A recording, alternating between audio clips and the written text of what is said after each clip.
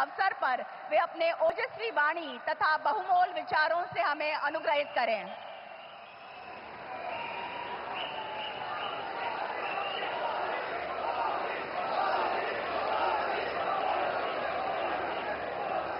भारत माता की, भारत माता की, भारत माता की। महाराष्ट्र के गवर्नर सीपी राधाकृष्णन जी,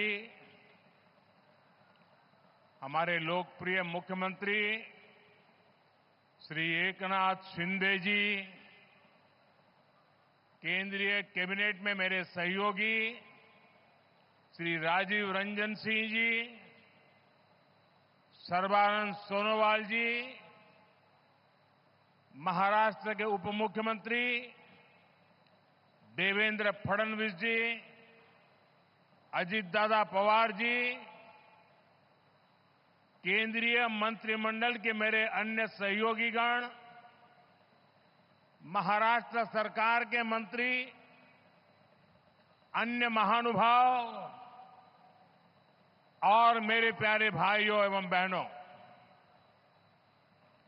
आज संत सेनाजी महाराज यांची पुण्यतिथी। मी त्यांना नमन करतो।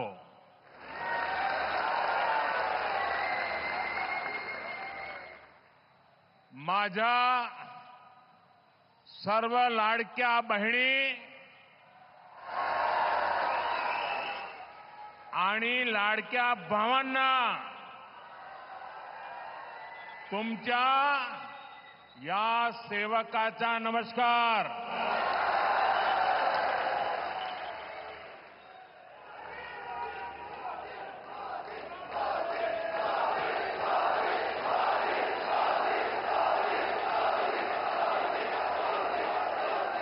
साथियों, आज इस कार्यक्रम की चर्चा करने से पहले मैं अपने हृदय के भावों को व्यक्त करना चाहता हूं। जब 2013 में भारतीय जनता पार्टी ने मुझे प्रधानमंत्री पद के उम्मीदवार के रूप में निश्चित किया, तो मैंने सबसे पहला काम किया था रायगढ़ के किले पर जाकर के छत्रपति शिवाजी महाराज की समाधि के सामने बैठ करके प्रार्थना की थी।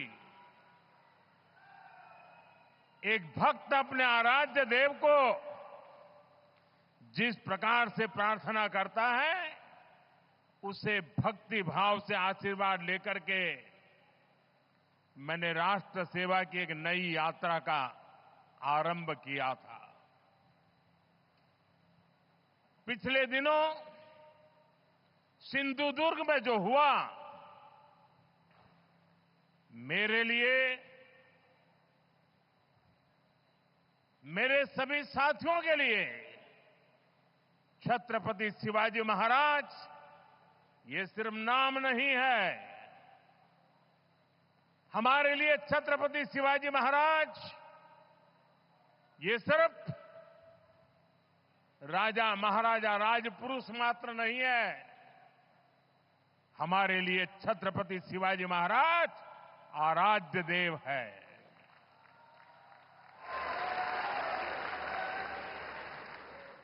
और मैं आज सर झुका करके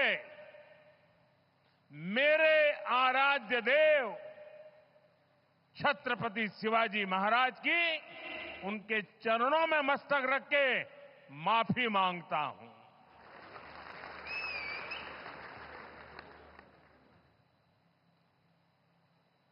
हमारे संस्कार अलग है।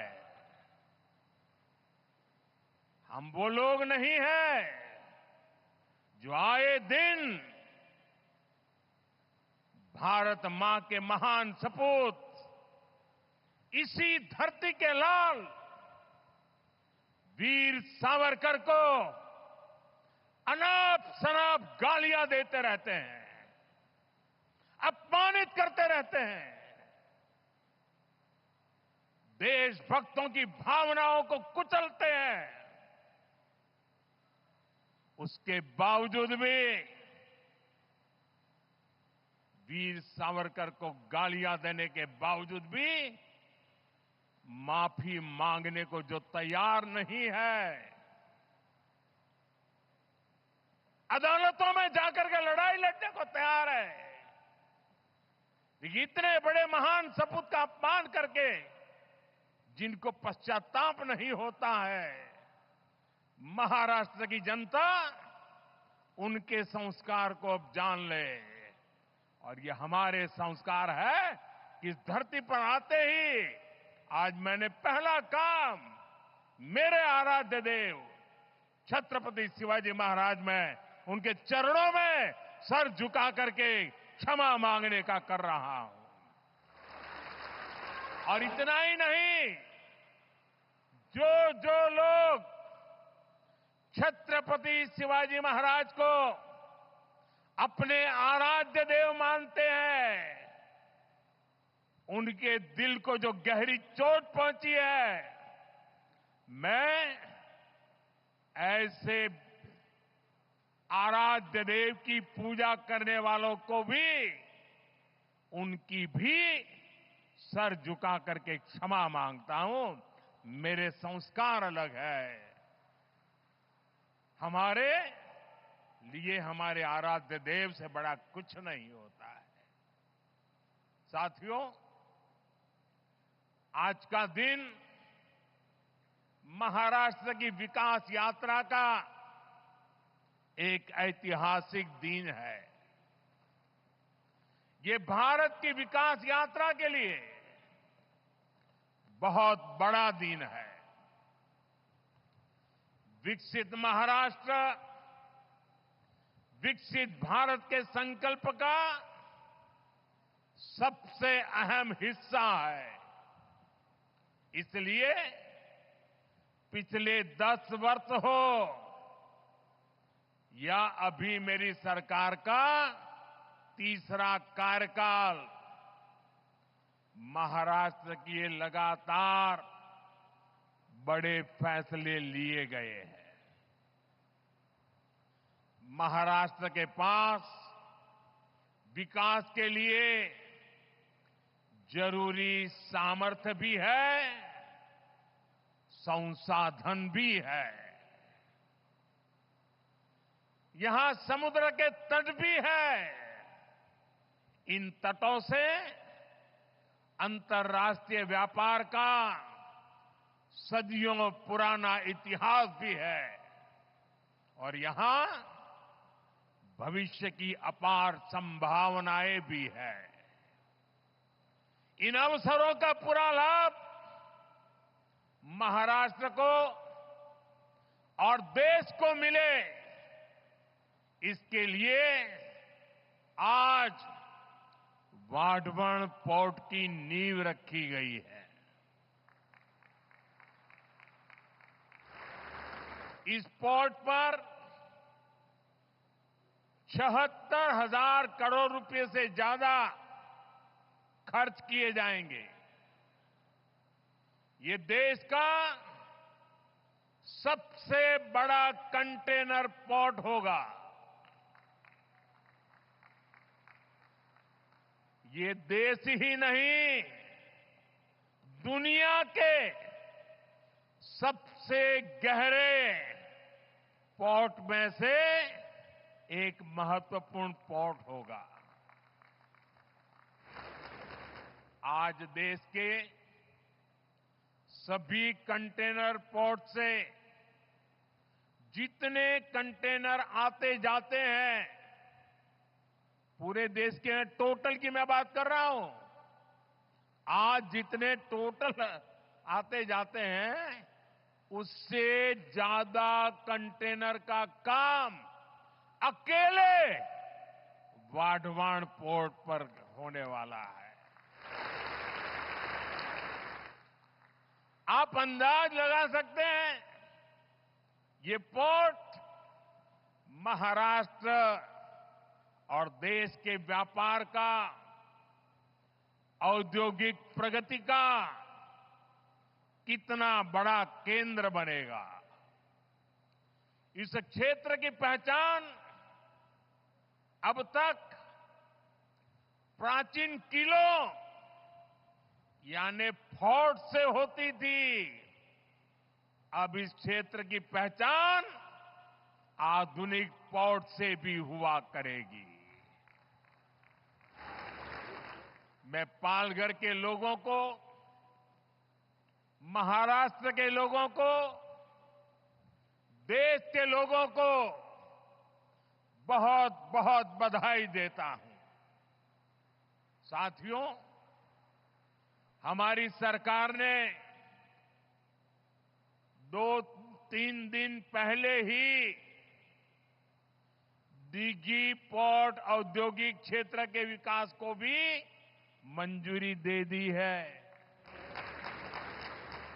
यानी ये महाराष्ट्र के लोगों के लिए डबल खुशखबरी है। ये औद्योगिक क्षेत्र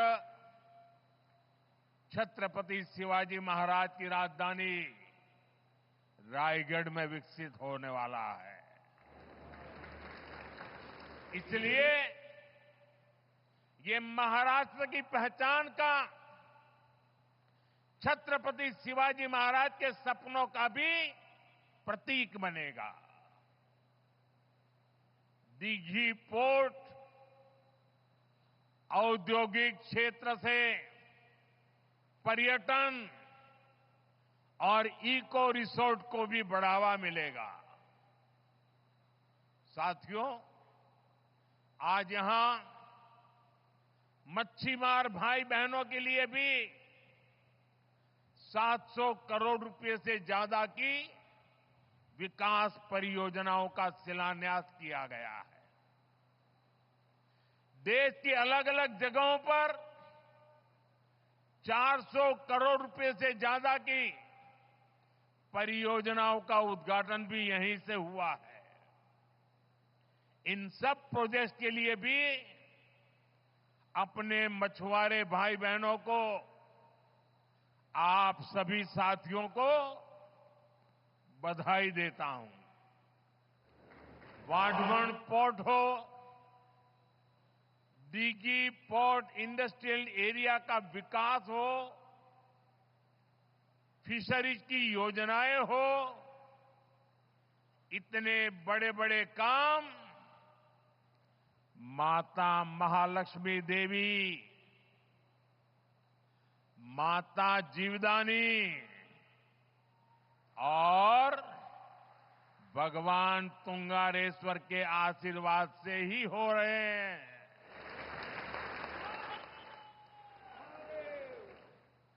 माता महालक्ष्मी देवी, माता जीवदानी आणि भगवान तुंगारेश्वर यांना माझे शत शत नमन।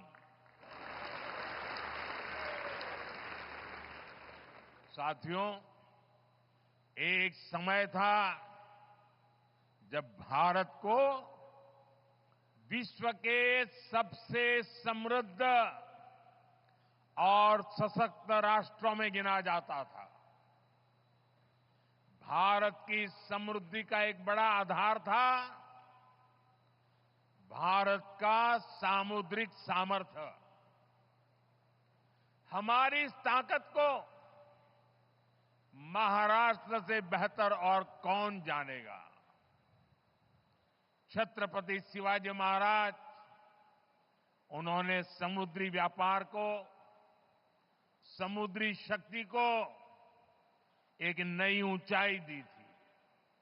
उन्होंने नई नीतियां बनाई, देश की प्रगति के लिए फैसले लिए।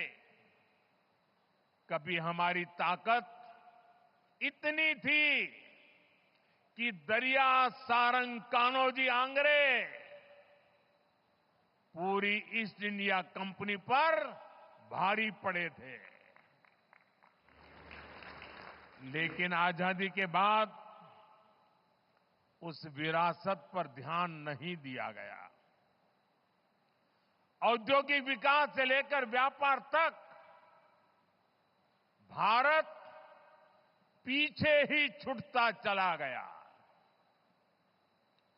लेकिन साथियों, अब ये भारत नया भारत है।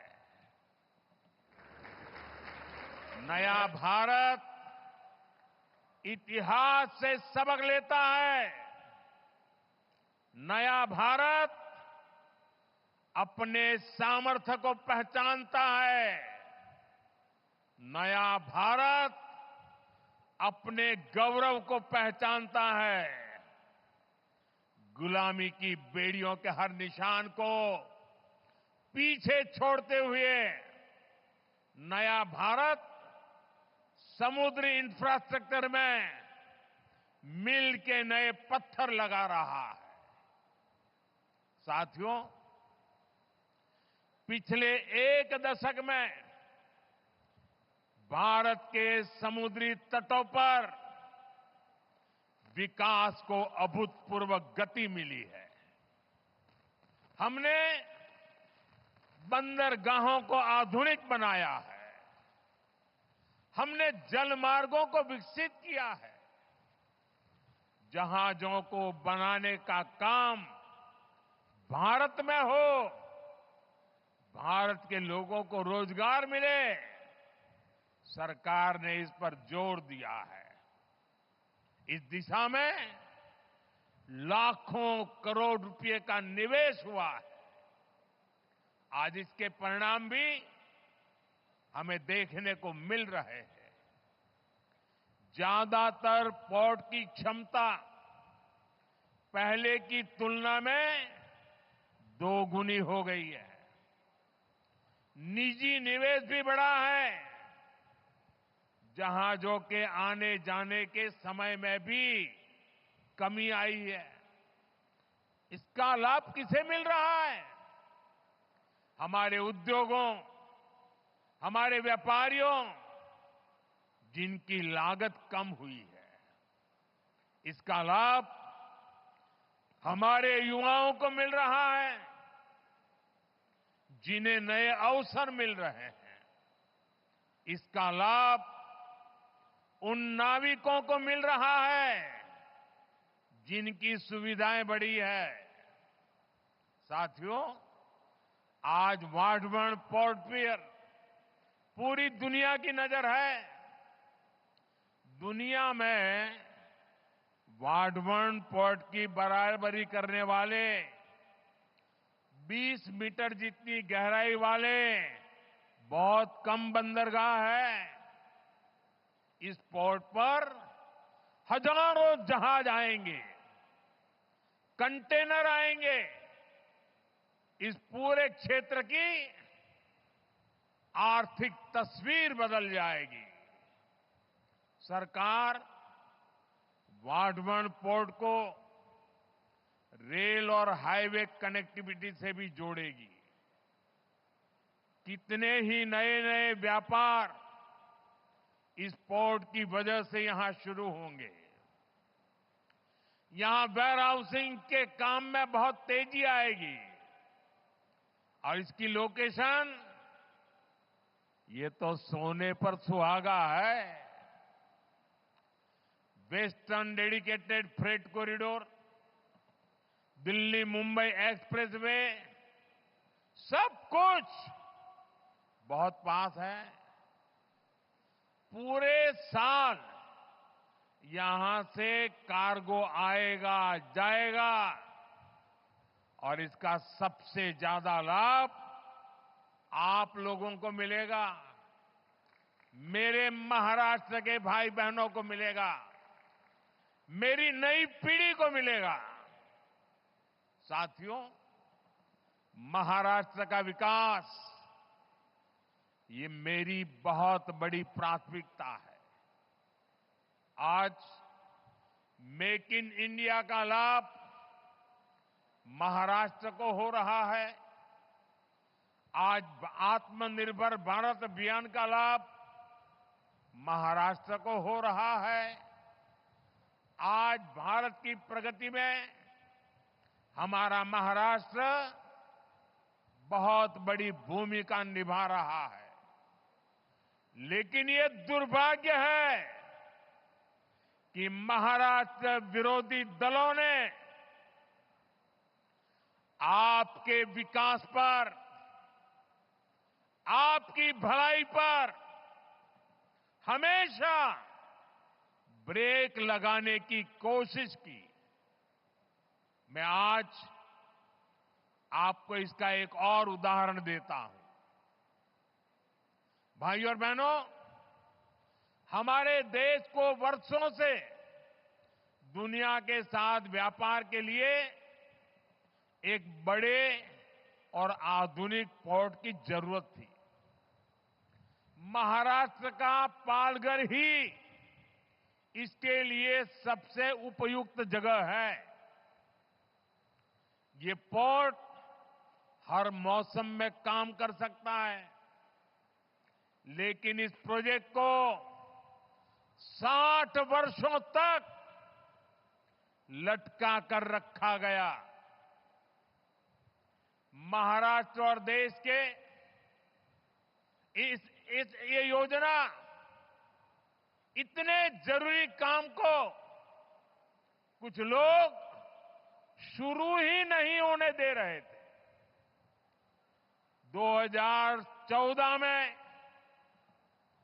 आप सबने हमें दिल्ली में सेवा करने का मौका दिया। 2016 में जब हमारे साथी देवेंद्र जी की सरकार आई, तब इस पर उन्होंने गंभीरता से काम शुरू करवाया। 2020 में यहां पोर्ट बनाने का फैसला भी कर लिया गया, लेकिन उसके बाद सरकार बदल गई और 2.5 साल तक फिर यहां कोई काम नहीं हुआ। आप मुझे बताइए, अकेले इस प्रोजेक्ट से यहां कई लाख करोड़ रुपए के निवेश का अनुमान है। यहां करीब 12 लाख रोजगार के अवसर पैदा होंगे। महाराष्ट्र के इस विकास से आखिरी किसे आपत्ति थी? कौन लोग थे जो महाराष्ट्र के विकास को ब्रेक लगा रहे थे? ये कौन लोग थे जिनको महाराष्ट्र के नौजवानों को रोजगार मिले इससे इतराज था? पहले की उन सरकारों ने क्यों इस काम को आगे नहीं बढ़ने दिया? ये बात महाराष्ट्र की जनता को कभी भी भूलना नहीं चाहिए। सच्चाई ये है कि कुछ लोग महाराष्ट्र को पीछे रखना चाहते हैं, जबकि हमारे एनडीए की सरकार, यहां हमारी महायुति की सरकार महाराष्ट्र को देश में सबसे आगे ले जाना चाहती है। साथियों, जब समुद्र से जुड़े अवसरों की बात होती है तो इसमें सबसे अहम भागीदार हमारे मछुआरे भाई बहन हैं। मच्छीमार बंधू भगिनींना, आपल्या 5 से 26 मच्छीमाराची गावे, कोळीवाडे आणि 15 लाख मच्छीमारांच्या लोकसंख्येसह महाराष्ट्राचे मत्स्यपालन क्षेत्रातील योगदान खूप मोठे आहे। अभी मैं पीएम मत्स्य संपदा के लाभार्थी साथियों से बात भी कर रहा था। इनके परिश्रम से 10 वर्षों में कैसे इस सेक्टर की तस्वीर बदली है, कैसे देश की योजनाओं से, सरकार के सेवा भाव से करोड़ों मछुआरों का जीवन बदल रहा है। ये आज हमें देखने को मिल रहा है। आपकी मेहनत ने कितना कमाल किया है, ये जानकर आपको भी खुशी होगी। आज भारत दुनिया का दूसरा सबसे बड़ा मछली उत्पादक देश बन गया है। 2014 में देश में 80 लाख टन मछली का ही उत्पादन होता था। आज करीब करीब 170 लाख टन मछली का उत्पादन भारत कर रहा है। यानी सिर्फ 10 साल में मछली का उत्पादन आपने 2 गुना कर दिया है। आज भारत का सी फूड निर्यात भी तेजी से बढ़ रहा है। 10 साल पहले देश से 20,000 करोड़ रुपए से कम का झींगा निर्यात होता था।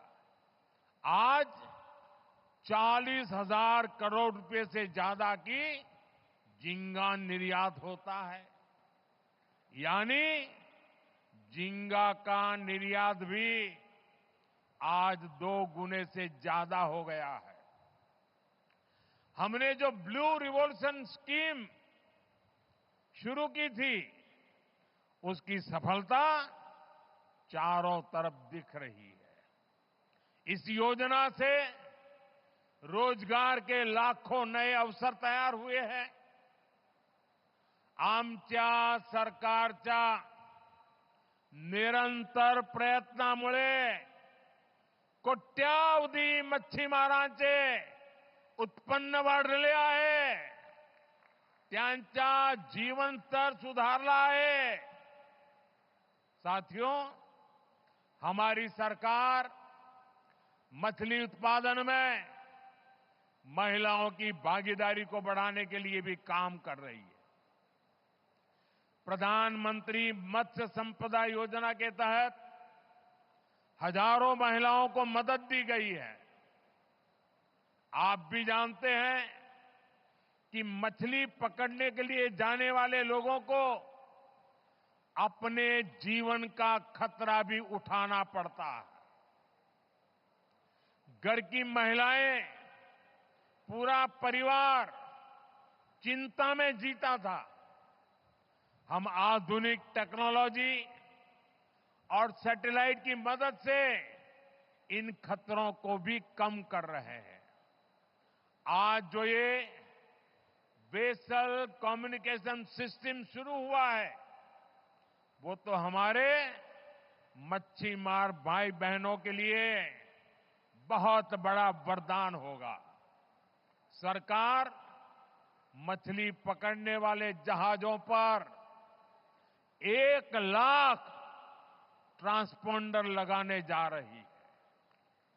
इसकी मदद से हमारे मछुआरे साथी अपने परिवारों से, बोट मालिकों से, फिशरीज डिपार्टमेंट से, समुद्र की सुरक्षा करने वालों से हमेशा जुड़े रहेंगे। चक्रवात के समय, समुद्र में किसी अनहोनी के समय हमारे मछुआरे साथी जब चाहे अपना संदेश सैटेलाइट की मदद से किनारे पर संबंधित लोगों को भेज पाएंगे। संकट के समय आपका जीवन बचाना आप तक सबसे पहले पहुंचना सरकार की बहुत बड़ी प्राथमिकता है।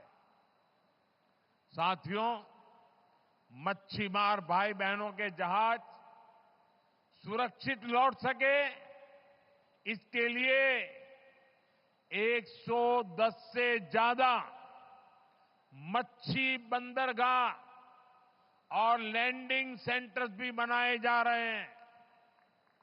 कोल्ड चेन हो, प्रोसेसिंग की व्यवस्था हो, नाव के लिए लोन की योजना हो या पीएम मत्स्य संपदा योजना हो, ये सारी योजनाएं मच्छीमार भाई बहनों के हित के लिए ही बनाई गई है। हम तटीय गांवों के विकास पर और ज्यादा ध्यान दे रहे हैं। आपका सामर्थ्य बढ़ाने के लिए मच्छीमार सरकारी संस्थाओं को भी, सहकारी संस्थाओं को भी मजबूत बनाया जा रहा है। साथियों, पिछड़ों के लिए काम करना हो या वंचितों को अवसर देना हो, बीजेपी और एनडीए सरकारों ने पूरे समर्पण भाव और ईमानदारी से काम किया है। आप देखिए, देश में इतने दशकों तक मच्छीमार भाई बहनों और आदिवासियों की क्या स्थिति रही। पुरानी सरकारों की नीतियों में हमेशा इस समाज को हाशिए पर रखा गया। देश में इतना बड़ा आदिवासी बहुल क्षेत्र है, फिर भी आदिवासियों के कल्याण के लिए कभी एक विभाग तक नहीं बनाया गया। अलग जनजातीय मंत्रालय की स्थापना भाजपा एनडीए सरकार ने ही की थी। हमारी ही सरकार ने मछुआरों के कल्याण के लिए अलग मंत्रालय भी बनाया। हमेशा उपेक्षित रहे आदिवासी इलाकों को अब पीएम जनमन योजना का लाभ मिल रहा है।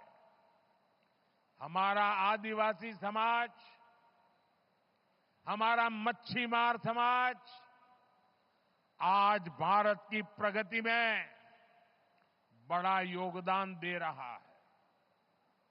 साथियों, आज मैं महायुति की सरकार की एक और बात के लिए विशेष रूप से सराहना करूंगा। विमेन लेड डेवलपमेंट में, नारी सशक्तिकरण में महाराष्ट्र देश को दिशा दिखा रहा है। आज महाराष्ट्र में अनेक उच्च पदों पर महिलाएं बहुत ही शानदार काम कर रही है। राज्य के इतिहास में पहली बार मुख्य सचिव के रूप में सुजाता सौनिक जी राज्य प्रशासन का मार्गदर्शन कर रही है। पहली बार राज्य के पुलिस फोर्स की प्रमुख डीजीपी रश्मि शुक्ला जी नेतृत्व कर रही है। पहली बार राज्य के फॉरेस्ट फोर्स की प्रमुख के रूप में शोमिता बिस्वास जी लीड कर रही है। पहली बार राज्य के कानून विभाग के प्रमुख के रूप में श्रीमती सुवर्णा केवले जी बड़ी जिम्मेदारी संभाल रही है।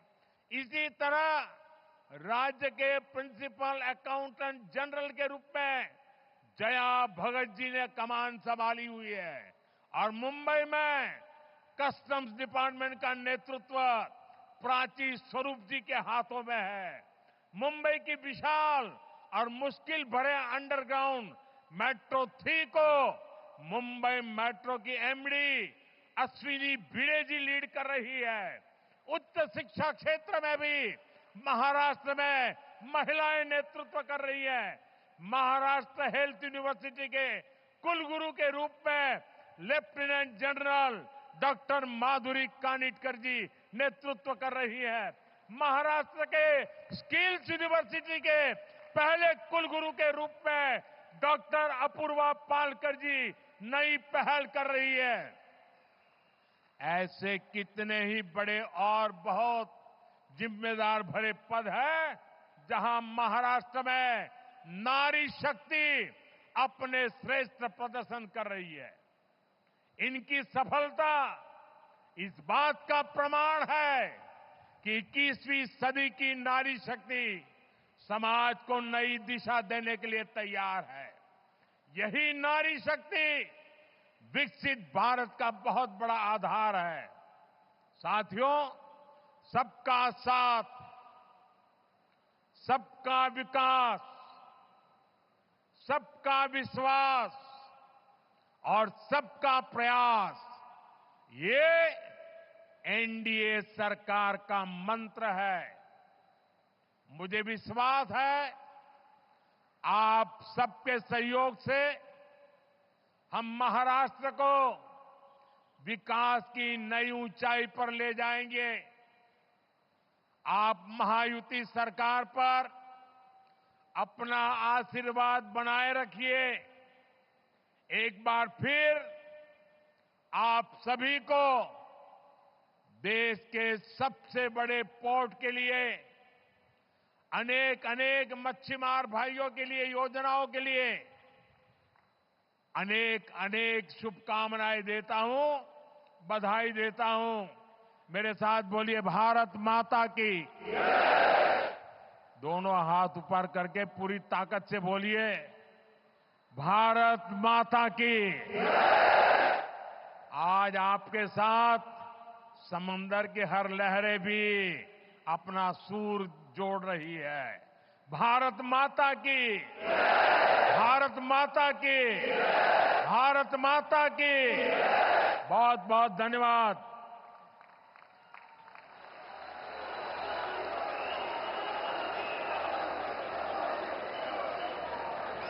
आपका संबोधन पूंजी के रूप में हमारे लिए प्रेरणा का स्रोत बना रहेगा। मैं हृदय की गहराइयों से आभार प्रकट